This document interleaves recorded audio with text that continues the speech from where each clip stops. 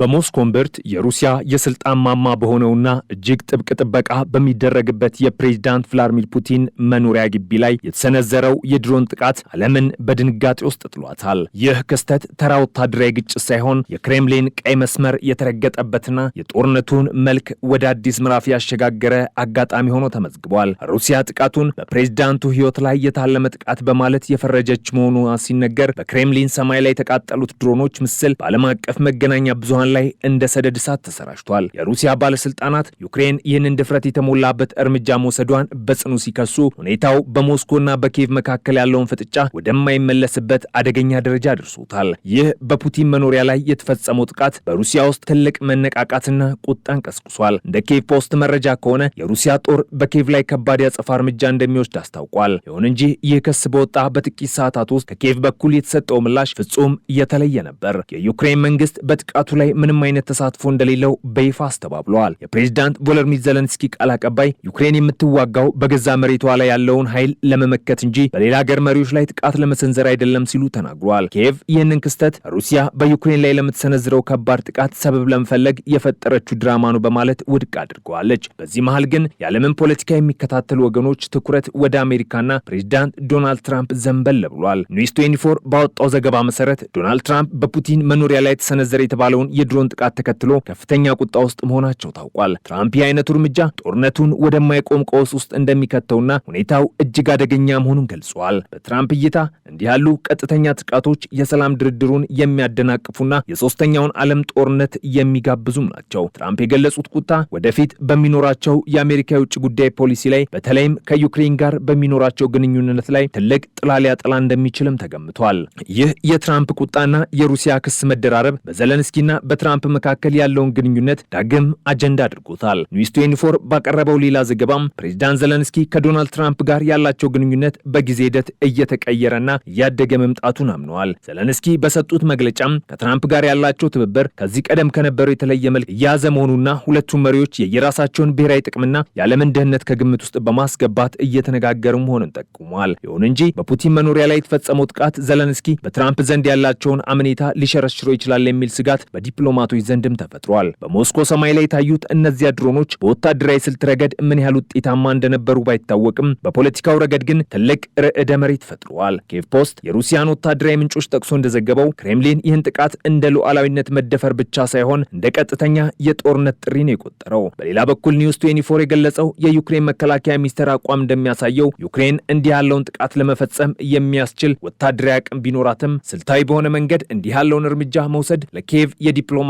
ኪሳራ እንደሆነ ታምናለች። ይህ ተቃራኒ መረጃ በጥቃቱ በስተጀርባ ማን እንዳለ የሚጠቁመውን እውነት ይበልጥ የተወሳሰበ ያደርገዋል። ዶናልድ ትራምፕ ስለ ጥቃቱ የሰጡት አስተያየትና የገለጹበት ከፍተኛ ቁጣ በአሜሪካ አስተዳደርና በዩክሬን መካከል ያለውን ውጥረት ያመላከተም ነው። ትራምፕ በምርጫ ቅስቀሳቸው ወቅት ጦርነቱን በ24 ሰዓት ውስጥ እንደሚያቆሙ ሲናገሩ መቆየታቸውም ይታወሳል። አሁን ግን በፑቲን ላይ የተሰነዘረ የተባሉ ጥቃት ትራምፕ ሰላም አወርዳለሁ በሚሉበት መንገድ ላይ ትልቅ እንቅፋት ሆኖባቸዋል። ኒውስ 24 እንደዘገበው ትራምፕ ይህን ድርጊት የዩክሬን ግትርነትና አላስፈላጊ ትንኮሳ አድርገው ሊወስዱት እንደሚችሉ የቅርብ አማካሪዎቻቸው ይጠቁማሉ። ይህ ደግሞ ዜሌንስኪ ግንኙነታቸው እያደገ ነው ለሚሉት ተስፋ ትልቅ ፈተናም ይሆናል። የዜሌንስኪና የትራምፕ ግንኙነት ታሪክ ወደ ኋላ ሲፈተሽ ብዙ ውጣ ውረዶችን ያሳለፈ ነው። አሁን ግን በ2025 መጨረሻ ላይ ዩክሬን በጦር ሜዳና በዲፕሎማሲው መድረክ በከፍተኛ ጫና ውስጥ ባለችበት ወቅት የትራምፕ ድጋፍ ለኪየቭ እጅግ አስፈላጊ ነው። ዜሌንስኪ በትራምፕ ላይ ያላቸውን አመለካከት በመቀየር ይበልጥ ተግባራዊና በጋራ ጥቅም ላይ የተመሰረተ ዲፕሎማሲ ለመከተል እየሞከሩ እንደሆነ ይታያል። ነገር ግን የክሬምሊኑ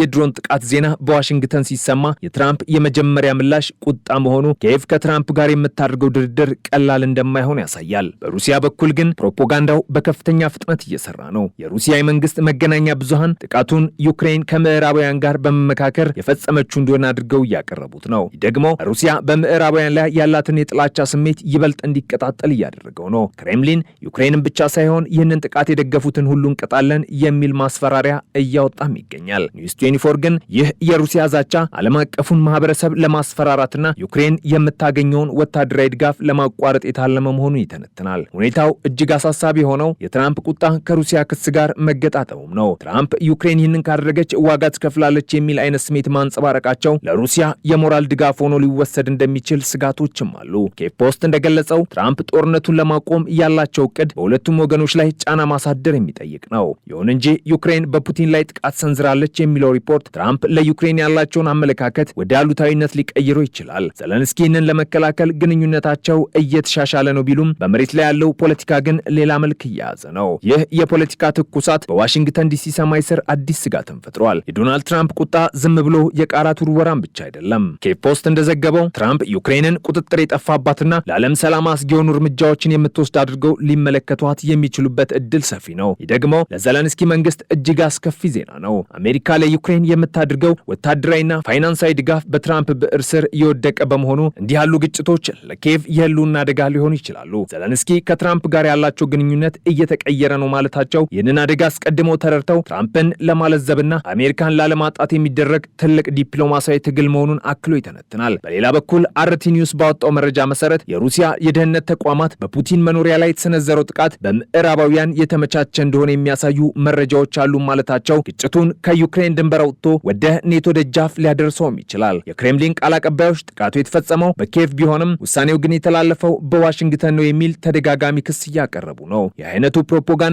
ሩሲያ በዩክሬን ላይ ለምትሰነዝረው ታይቶ የማይታወቅ ለተባለው የአጸፋ እርምጃ ዓለም አቀፍ ሽፋን ለመስጠት እየታለመም ይመስላል። ኬቭ ፖስት የዩክሬን ወታደራዊ ባለስልጣናትን ጠቅሶ እንደዘገበው የሩሲያ የስትራቴጂክ ቦምብ ጣይ አውሮፕላኖችና የሚሳኤል ባትሪዎች በተጠንቀቅ እንዲቆሙ መታዘዛቸው በመጪዎቹ ቀናት በዩክሬን ከተሞች ላይ የሞት ናዳ ሊዘንብ እንደሚችል ያመላክታል። ይህ ሁሉ እየሆነ ባለበት ወቅት ግን የዩክሬን መንግስት በጽናት የካደውና የኬቭ ፖስት በዝርዝር ያቀረበው መረጃ የሚያሳየው ኬቭ እንዲህ ያለውን ከጥቅሙ ጉዳቱ የሚያመዝን ጥቃት ለመፈጸም ምንም አይነት ምክንያት እንደሌላት ነው። ዩክሬን በዓለም አቀፉ ማህበረሰብ ዘንድ ያላትን ተቀባይነትና ድጋፍ አደጋ ላይ የሚጥል እርምጃ አትወስድም የሚለው የዘለንስኪ አስተዳደር መከራከያ ምናልባትም ጥቃቱ በሩሲያ ውስጥ ባሉ ጸረ ፑቲን ኃይሎች ወይም በራሱ በክሬምሊን ሴራ የተፈጸመ ሊሆን ይችላል የሚል ጥርጣሬ እንዲያይል አድርጎታል። ይሁን እንጂ ዶናልድ ትራምፕ ለእነዚህ መከራከሪያዎች ያላቸው ቦታ አነስተኛ መሆኑን ለፑቲን ያላቸው ልዩ አክብሮት የሰላሙን ሂደት ይበልጥ ውስብስብ ያደርገዋል። ኒውስ 24 ባወጣው ትንታኔ ዘለንስኪ በትራምፕ ላይ ያላቸው እምነትና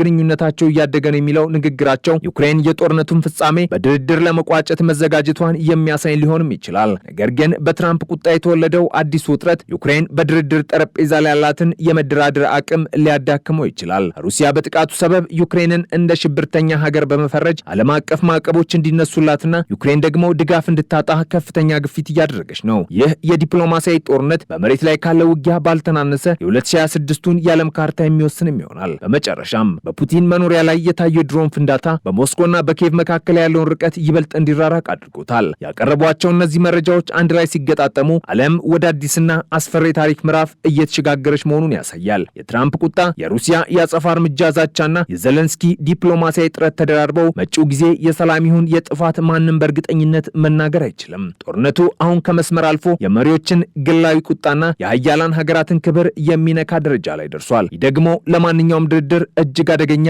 እንቅፋትም ነው የሚሆነው።